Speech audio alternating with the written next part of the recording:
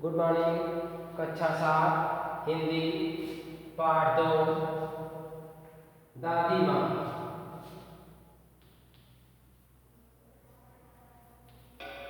दादी माँ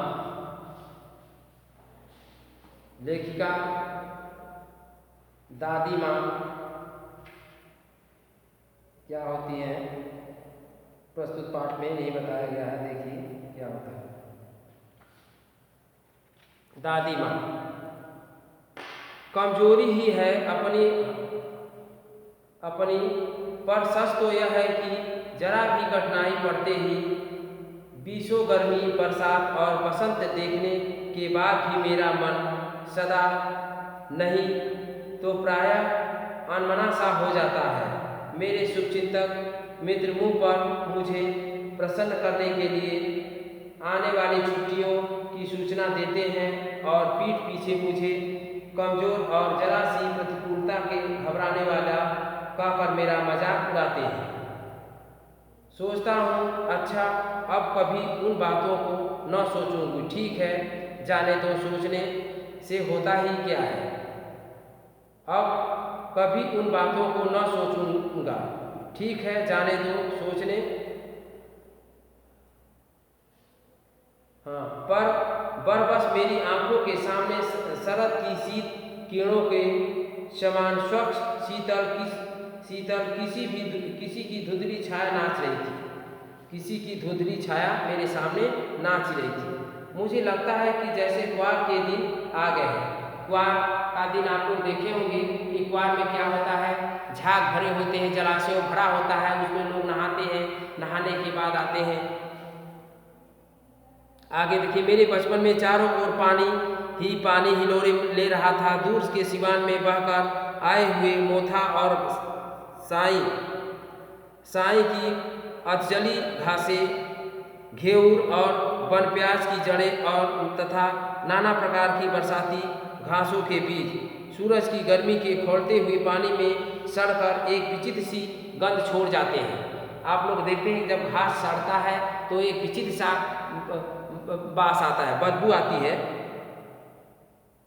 गांव के लड़के किनारों पर झाग भरे जलाशयों में धमाक से कूद रहे हैं। अपने अपने मौसम की अपनी अपनी बातें होती हैं। आषाढ़ में आम और जामुन न मिले। आषाढ़ जानते हैं, आषाढ़ जब बरसता है, पहला बरसात होता है, उस समय जामुन भी पककर गिरता है और आम भी पककर गिरता है। उस समय न मिले कोई चिंता की बात नहीं, जामुन में चिंता नहीं। अगहन में चिवड़ा और दूध न मिले, गुड़, अगहन में चूड़ा और गुड़ न मिले, दुख नहीं। चैत के दिनों में लाई के साथ गुड़ की पट्टी न मिले, चैत न मिले, अफसोस नहीं। पर क्वार के दिनों में इस गंधपूर्ण झाग भरे जलाशयों में न तो कूदना न हो तो बड़ा बुरा मालूम होता है। मतलब खाने की चीज़ें न मिले लेकिन मजा करने की चीज़ें मिले, लेखिका का यही कहना है। मैं भीतर हुड़क रहा था, मतलब सोच रहा था, एकदम डरा सा हो रहा था कि आज मुझे एक दिन ही तो कूद सका था, नहा धोकर बीमार हो गया। हल्की बीमारी न जाने क्यों मुझे अच्छी लगती है। थोड़ा थोड़ा ज्वर हो, सर में साधारण दर्द और खाने के लिए दिन भर नींबू और साबुन, लेकिन इस बार ऐसी चीज़ नहीं। ज्वर तो चढ़ता ही गया, रजाई पर रजाई और उतरा रात 12 बजे के बाद। मतलब ज़्यादा बुखार हो गया और ठंड ज़्यादा तेज लगने लगी, इसलिए बुखार ज़्यादा तेज होने लगा, इसलिए उतरने का नाम ही नहीं ले रहा था बुखार। दिन में मैं चादर लपेटे सोया था।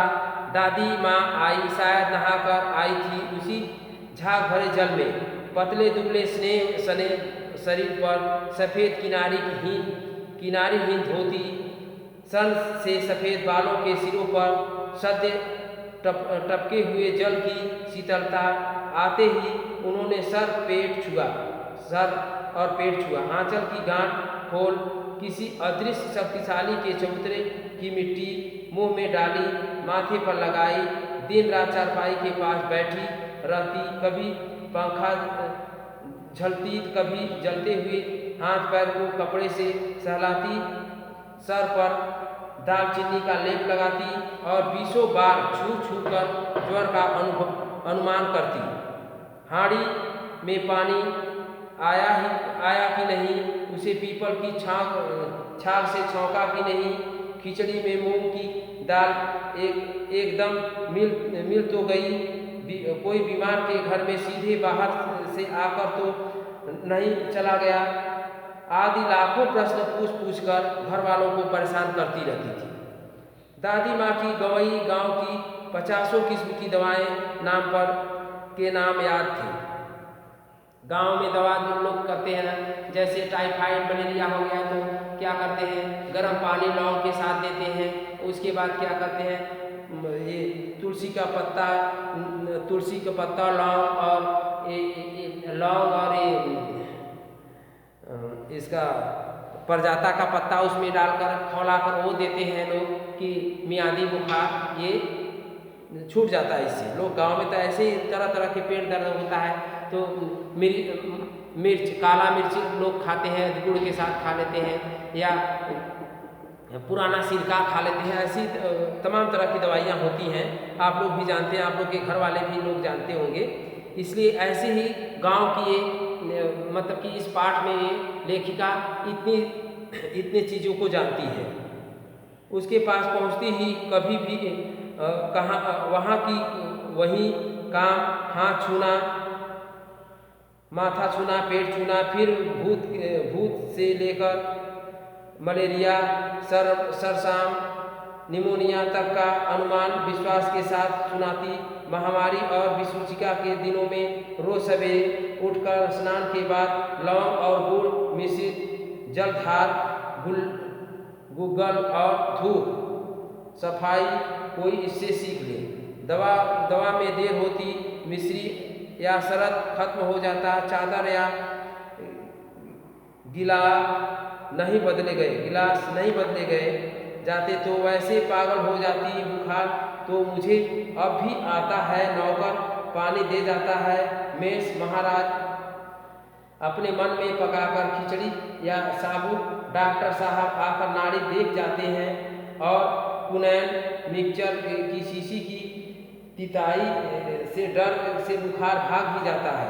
पर न जाने क्यों ऐसे बुखार को बुलाने का ही जी नहीं आता। किशन भैया की शादी ठीक हुई। दादी के उत्सव और आनंद का क्या कहना। दिन भर गायब रहती, सारा घर जैसे उन्होंने सर पर उठा लिया हो। पड़ोसिने आती, बहुत बुलाने पर दादी माँ आती, बहन बुरा न मानना, कार परोजन का घर ठहरा, हम काम करने वालों से न करूँ, हम अपने हाथ से न करूँ तो होने वाला नहीं। जानने को जो सभी जानते हैं, दादी माँ कुछ करती नहीं, पर किसी काम की उनकी अनुपस्थिति वस्तुतः विलंब का कारण बन जाती। उन्हीं दिनों की बात है, एक दिन दोपहर को मैं घर लौटा। बाहरी निकसार में दादी माँ किसी पर बिगड़ रही थी। देखो, पास के कोने में डुबकी रामी की चाची खड़ी हैं। सो न होगा धनो रुपए, मैं खुद सूद में आने आज दे दे। तेरी आँख में मैं शर्म है नहीं, मांगने के समय कैसी आई हो, पैरों पर नाम रगड़ती फिरी, किसी से एक पाई भी न दी। आज लगती है आजकल करने फसल में दूंगी। अब क्या तेरी खातिर दूसरी फसल कटेगी? दूंगी मालकिन। रामी की चाची रोती हुई दोनों हाथों से आंचल पकड़े दादी माँ के पैरों पर झुकी। बिटिया की शादी है, आप न दया करेंगी तो उस बेचारी का निस्तार कैसे होगा? हट, अभी नहा के आ रही हूँ। दादी माँ पीछे हट गई। जाने दो दादी, मैंने इस अप्रिय प्रसंग को हटाने की गरज से कहा, बेचारी गरीब है, दे देगी कभी। चल चल, चला है समझाने। मैं चुपके से आंगन की ओर चला गया। कई दिन बीत गए। मैं इस प्रश्न का एकदम भूल गया था। एक दिन रास्ते में रामी की चाची मिली। रामी की चाची मिली। वह दादी को पूतो फलो दूधो नहाओ का आशीर्वाद दे रही थी। मैंने पूछा, क्या बात है धन्नो चाची? तो उसने विह्वल होकर कहा, पूरी हो गई बेटा, भगवान भला करे हमारी मालकिन का। कल ही आई ही पीछे का सभी रुपया छोड़ दिया, ऊपर से 10 रुपये का नोट देकर बोली, देखना धन्नो, जैसी तेरी बेटी वैसी मेरी 5 रुपये के लिए हंसाई न हो। देवता है देवता। उस रोज तो बहुत डांट रही थी। मैंने पूछा, वह तो बहुत बड़े लोगों का काम है, बाबू रुपया देकर डांटे भी न तो लाभ क्या। मैं मन ही मन इस तर्क पर हंसता हुआ आगे बढ़ गया। किशन के विवाह के दिनों की बात है। विवाह के 4-5 रोज पहले से ही औरतें रात भर गीत गाती थी। विवाह की रात को अभिनव भी होता है। हर प्राय एक ही कथा का हुआ करते थे। उसमें विवाह से लेकर पुत्रोत्सव तक की सभी दृश्य दिखाए जाते हैं। सभी पाठ औरतें ही करती हैं। मैं बीमार होने के कारण बारात में न जा सका। मेरा भाई राघव दालान में सो रहा था। वह भी बारात जाने के बाद पहुंचा था। औरतों ने उस पर आपत्ति की। दादी माँ बिगड़ी, लड़के से क्या पर्दा, लड़के और बरहा का मन एक सा होता है।